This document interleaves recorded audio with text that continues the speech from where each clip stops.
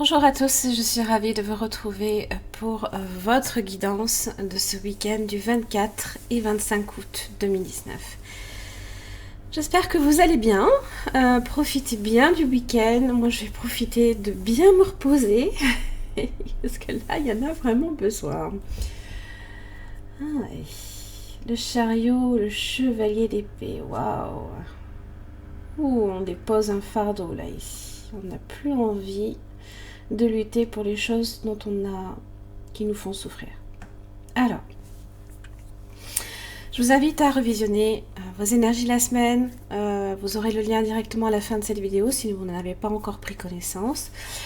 Parce que ça vient en complément, bien évidemment, pour vos guidances quotidiennes. Alors, vous avez la porte vers la guérison personnelle et le bonheur. Donc déjà, hier, j'avais cette idée de naissance, renaissance. Là, vous êtes à l'orée, justement, de franchir un cap, une porte.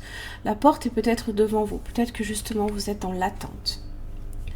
Peut-être que vous la voyez arriver au loin. Parce qu'en général, alors c'est pas tellement avec ce tarot-là, mais avec le Rider-Waite, en général, on voit le bateau qui accoste, n'est-ce pas? Et là, peut-être qu'effectivement, si vous n'aviez jusqu'à présent pas l'impression de voir des nouveaux commencements, je pense que vous en prendrez de plus en plus conscience. On franchit un cap ici. Il y a un cap qui est franchi.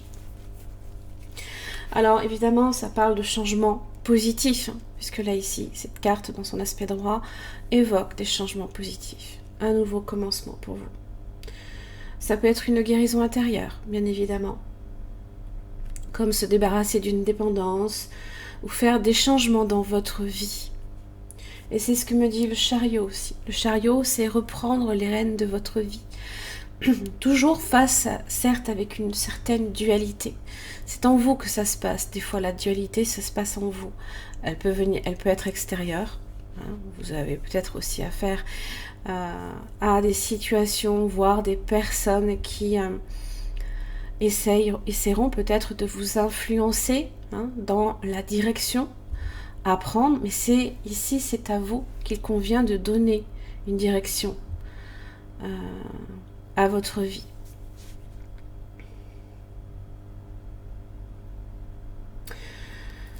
Donc là ici, restez optimiste parce que réellement il y a des changements et c'est ce que vous indique aussi la carte de la mort avec la sagesse d'Avalon. Donc là ici, c'est, on va dire, c'est presque naissance, renaissance. Là vous êtes sur un cap également d'une transformation, d'un changement total, peut-être d'une attitude. C'est la mort de l'ancien pour le début du nouveau.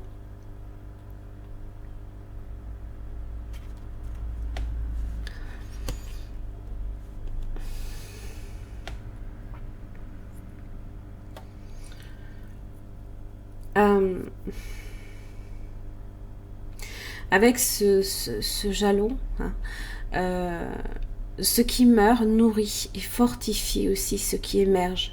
Ça veut dire qu'on en retire des enseignements de ce que l'on a pu vivre pour peut-être ne plus déjà d'une refaire les mêmes erreurs ou être plus vigilant, plus à même aussi de vous écouter vous-même et peut-être plus les autres. Donc ça porte ici le germe d'un recommencement, là ici. Vous avez le 2 de Pentacle. Ça évoque des hésitations peut-être. C'est votre dualité là ici.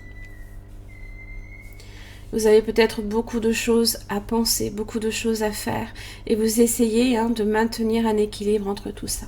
Vous avez la naissance, voyez, mort, naissance. C'est vraiment ça.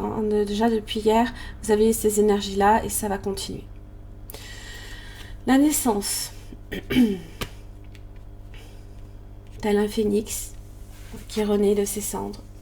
D'ailleurs, c'est ce que vous dit aussi cette carte. Donc c'est une étincelle ici de créativité, une idée inspirante.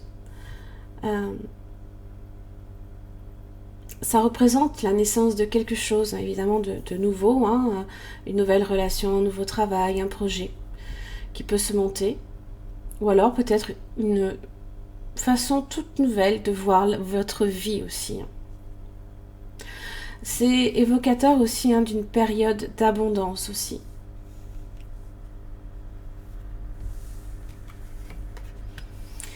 Vous avez le 4 de coupe.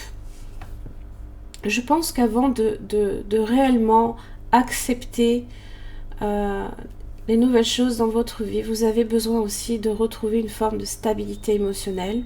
Le chiffre 4 évoque cette stabilité. Parce que vous êtes là, vous êtes avec le chariot. Alors c'est vrai que le chariot évoque le mouvement.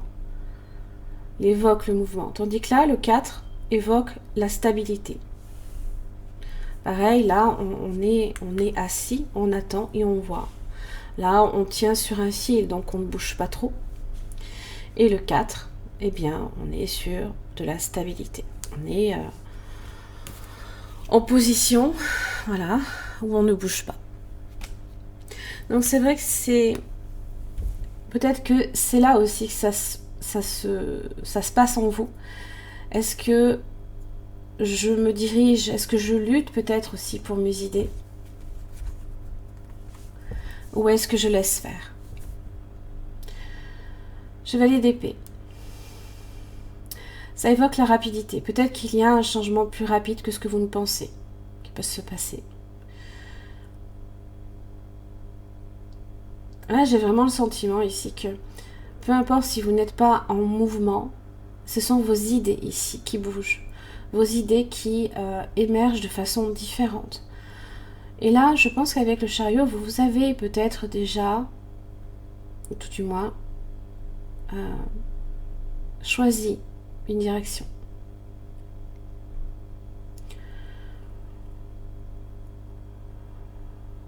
Alors évidemment, le chariot demande force, courage aussi, d'avoir confiance en vous.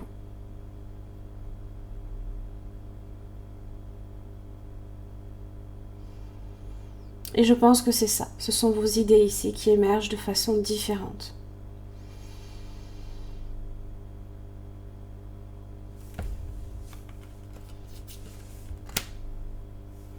Alors c'est vrai que les cartes du tarot, pour moi, elles ne sont pas censées recouvrir ces cartes-là. Mais elles me parlent. Elles me parlent en ce sens. Elles évoquent quelque chose. Elles ont une résonance.